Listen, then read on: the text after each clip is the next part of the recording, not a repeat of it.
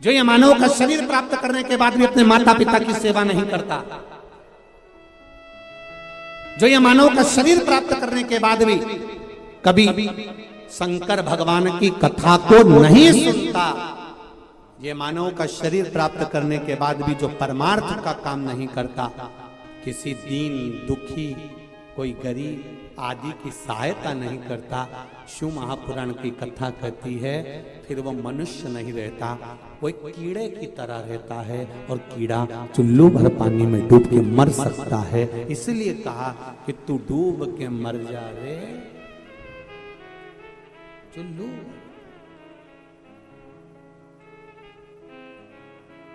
जपते रहो भगवान का,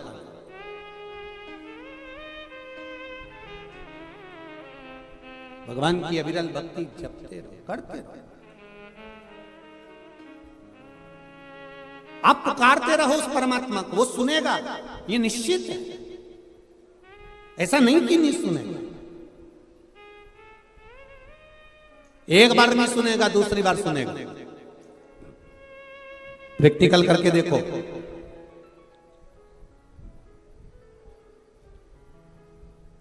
प्रैक्टिकल करके देखना तुम। कहीं पर भी फोन पर, मोबाइल पर या मंदिर के अंदर श्री शिवाय नमस्तुभ्यम तुम जम के चिल्ला कर देखना, जितने लोग वहां खड़े होंगे पहचान जाएंगे ये सियोर वाला महाराज की चेली है। प्रैक्टिकल करके देखना तुम बस केवल इतना बोल देना श्री शिवाय नमस्तुभ्यम, उतने में पहचान जाएंगे। अब जरा विचार करो, तुम्हारे श्री शिवाय नमस्तुभ्यम बोलने से लोग ये जान जाते हैं कि ये सियोर वाले महाराज की कथा सुनी है, तो श्री शिवाय नमस्तुभ्यम बोल लेने से वो भी तो पहचान जाएगा कि ये अपनी वाली है। जम के बोलो सो। अब तुम खुद देखो, 40 वर्ष तक मनुष्य अपनी जिंदगी को सही जीता है, फुल एंजॉय के साथ, जो खाएगा पच जाएगा, कपड़े भी पहनेगा तो एकदम सुंदर नजर आएगा। 40 वर्ष तक फुल एंजॉयमेंट का जीवन जीता है, क्योंकि ये परमात्मा की दी हुई उम्र है। और 40 के बाद में 60 तक किसकी लगी है? बोलो बोलो जरा जम के, गधे की। इसलिए पूरे परिवार का बोझा ढोता है, बच्चों को पढ़ाना है, बड़ा करना है, शादी करना है, बहन बेटी का मायरा भरना है। 60 साल तक ये केवल उल्लू की। डॉक्टर साहब को भी दिखाओगे, डॉक्टर साहब मुझे रात को नींद नहीं आती है। डॉक्टर कितनी भी गोली दे दे और कितनी भी दवाई दे दे, तुम थोड़ा खाओगे, दवाई खाने के भी बाद दवाई कितनी भी खा लो तो भी रात को 2, 2:30, 3 बजे तो तुम्हारी आंख खुले जाएगी और पलंग पे तो उल्लू की तरह निश्चित है।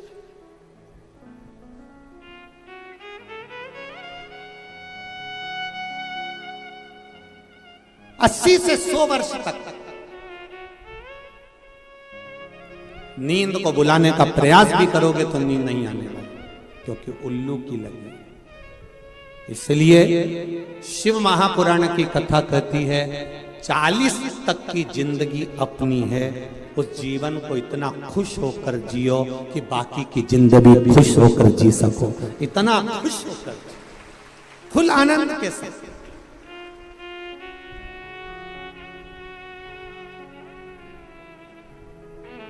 पर लोगों की आदत बुरी हो गई है, 40 साल तक की जिंदगी को लोग रो रो कर जीते हैं। शिव महापुराण की कथा कहती है अपनी जिंदगी को खुश होकर जी। गया जमाना कि 100 साल तक जीते थे, आज के जमाने में कुछ मालूम है क्या? अपने आस पड़ोस में देखो, अपने पड़ोसियों को देखो, अपने रिश्तेदारों को देखो, उम्र का कोई ठिकाना मालूम पड़ता है? कौन कब चले जाए, जवान की जवान प्राण छोड़ देते हैं। जरा सा अटैक आया, जरा सा शुगर हुई, जरा सी बीमारी हुई, समाप्त।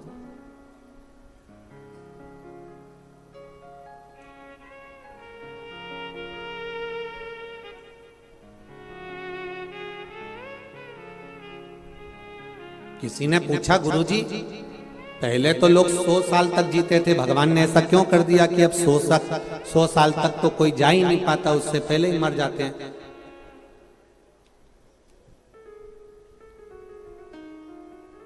तो ऐसा ही है, वो तो सरकार जब 1000 का नोट बंद कर सकती है तो भगवान भी तो 100 साल तक बंद कर सकते हैं, उसमें क्या दिक्कत। परमात्मा ने भी कहा कि भाई ये 100 लफड़ा समाप्त करो, भजन के बल पर उम्र बढ़ेगी। आपका भजन कितना, आपका मंत्र जाप कितना, आपका स्मरण कितना, आपका कीर्तन कितना, उठा लो इसको। दुख मत देना, इसको कष्ट मत देना, इसको रोग मत देना, इसको बीमारी मत देना, इसको शरणागति देना है, शरणागति। और ये पत्र में आया,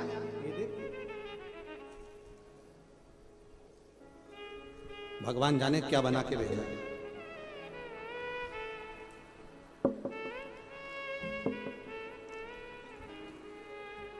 गुच्छा तो नहीं है कमर का। अच्छा,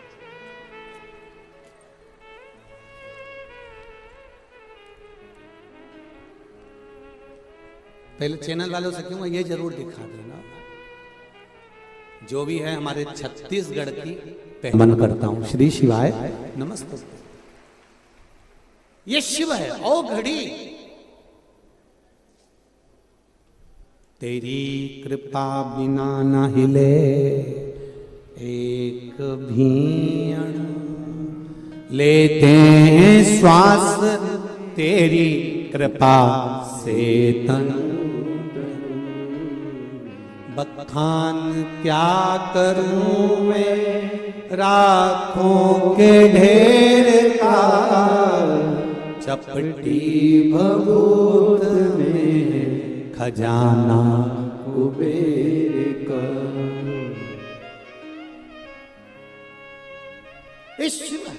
ये ओखड़ी, ये दयालु, ये दातार, ये करुणा सागर है। इसकी भक्ति शक्ति भी देती। अब करो शिव की आराधना। दुनिया के लोग बहुत रोकना चाहेंगे आपको, हंसेंगे, ठिठोली उड़ाएंगे, अपशब्द कहेंगे, पर शंकर भगवान के भजन को करने में पीछे मत।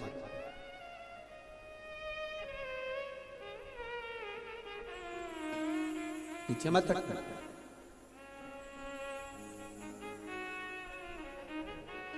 करो भजन। शिव नाम में वो तत्व है। श्री शिवाय नमस्तुभ्यम। भले दुनिया के लोग कहते हैं कि यह मंत्र कैसा है, यह मंत्र का स्वरूप कैसा है, पर इस मंत्र में एक बात तो लिखी है कि शंकर भगवान को मैं नमन करता हूँ। आप दिन भर में श्री शिवाय नमस्तुभ्यम बोलते रहोगे, शिव जी को नमन करते रहोगे, बार बार मेरे देवाधिदेव महादेव को याद करते रहोगे, तो ये निश्चित है कि मेरा महाकाल राजा भी आपको याद करता रहेगा, वो भी आपको स्मरण करेगा। भक्ति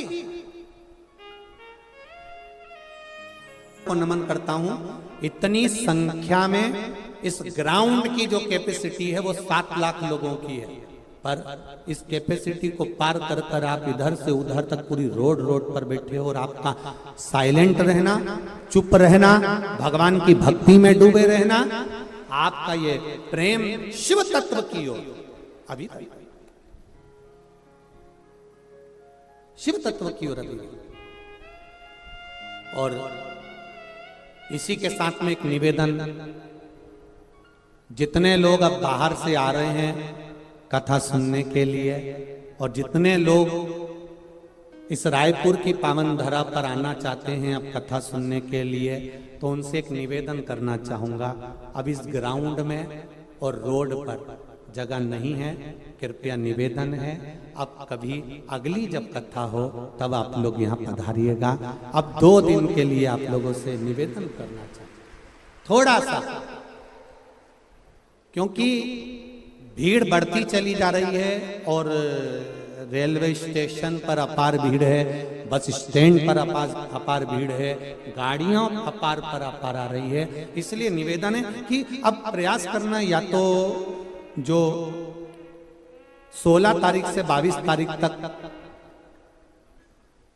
Kanpur, Kalyanpur, new highway city, GT road पर जो कथा 2 बजे से 5 बजे तक होने वाली है, या तो आप लोग जितने लोग भी अब बाहर से आ रहे हैं उनसे निवेदन है अब अगली कथा में आप लोग पहुंचो, क्योंकि यहाँ संपूर्ण जो जगह है कई किलोमीटर तक फुल हो चुकी है, जिससे एक व्यवस्था, वैसे तो प्रशासन बहुत सुंदर व्यवस्था कर रहा है। मैं आदरणीय गृह मंत्री जी से कहूंगा, आपका छत्तीसगढ़ प्रशासन ने बहुत सुंदर व्यवस्था करी, उसके लिए बहुत बहुत साधुवाद है।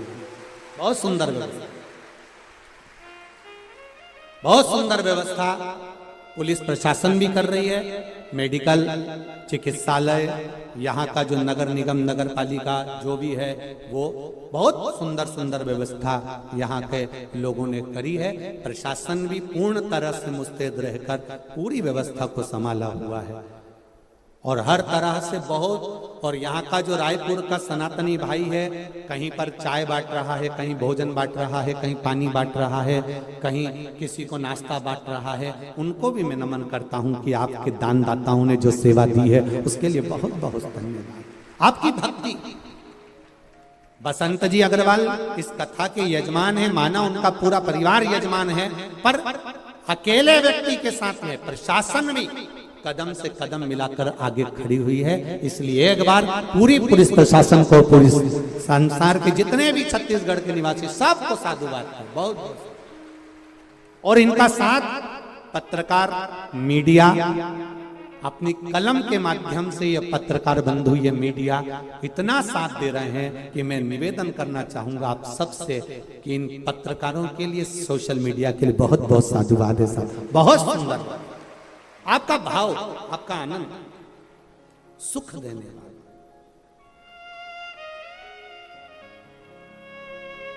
और वो भी हम इसलिए कर रहे हैं कि भीड़ ज्यादा हो रही है, इसलिए आप अगली कथा में प्रवेश करें।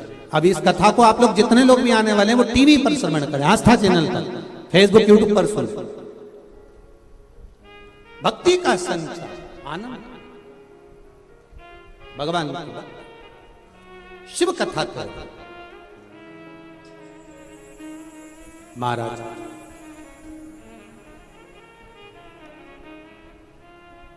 तेरे डमरू की धुन सुन के मैं काशी, अब काशी नगरी तो क्या रायपुर आई।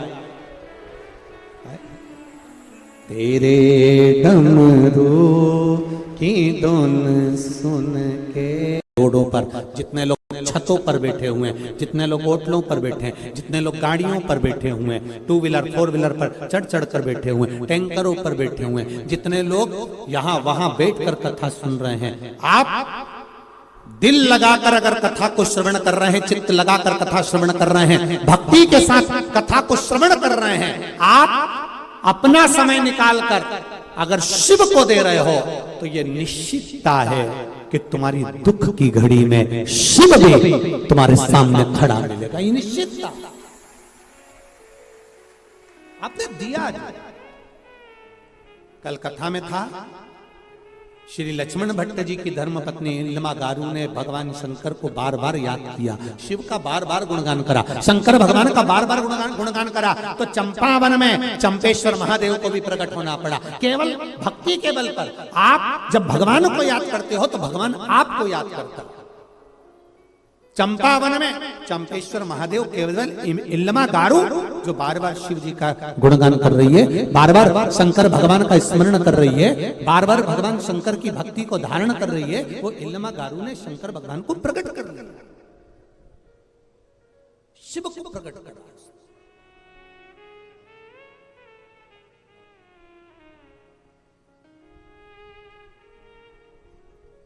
अब करो उसको याद, आप करो उसका स्मरण, हर पल, हर घड़ी, हर क्षण आप उसको जपो। तो कई लोग मिलेंगे आपको जो आपसे कहेंगे कि मंदिर मत जाओ, राम जी को मत मानो, कृष्ण भगवान को मत मानो, गणेश जी को मत मानो, देवी को मत मानो। फिर एक दिन यही आकर कहेंगे तुम अपने बाप को भी मत मानो, यही कहेंगे जो आज कह रहे हैं तुम्हारे सामने आकर। बार बार तुमको सौगंध दिलवाते हैं, राम को नहीं मानना, देवी को मत मानना, गणेश को मत मानना, शिव को मत मानना। और बच्चे कुछ थे तो एक महाराज ऐसे हैं जो अपनी किताब छपा कर बढ़वाए जा रहा है और उन्होंने कह दिया मैं खुद भगवान हूं, तुम किसी को मत पूछो। ऐसे लोग अगर तुमको किताब देने आए तो वही किताब उनके मुंह पे मार देना और कह देना भगवान एक ही है, वो देवाधिदेव महादेव, वो ब्रह्मा विष्णु महेश है। वो किताब उन्हीं के मुंह पे मार दो। ऐसी किताब अपने को घर में लेकर भी नहीं जाना जो तुम्हें धर्म से काट दे, सनातन धर्म से वंचित कर दे।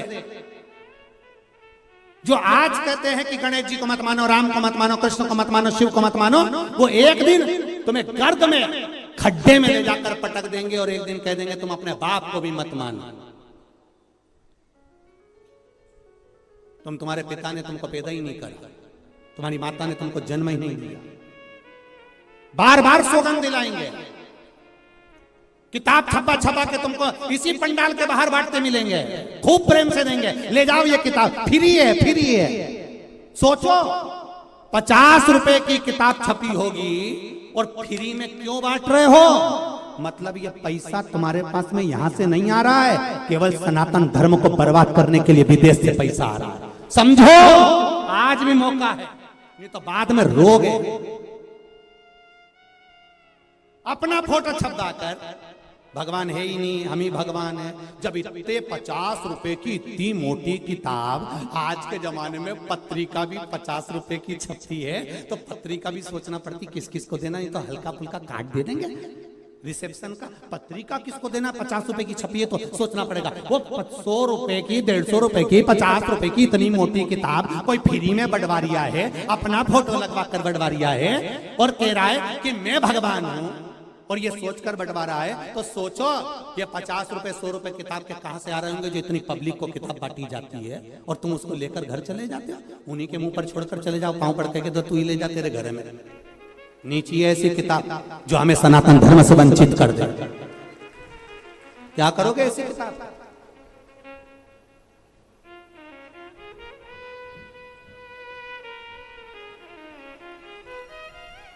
विचार करिए, स्मरण करिए भक्ति की ओर। आज बसंत कुमार जी अग्रवाल जी ने अगर यहां कथा रखी है, आगे लखनऊ में भी, कानपुर में भी कथा है, फिर इंदौर में संजय जी शुक्ला जी की 24 तारीख से 30 तारीख तक कथा है। ये कथाएं जो हो रही हैं, ये कथाएं दिखाने के लिए या भीड़ बढ़ाने के लिए नहीं है। मत आओ आप कथा में। अभी आज की कथा में कह दिया आप अपने अपने घर से सुनो, क्या करेंगे भीड़ बढ़ाकर? कथा का मूल सार तत्व यह है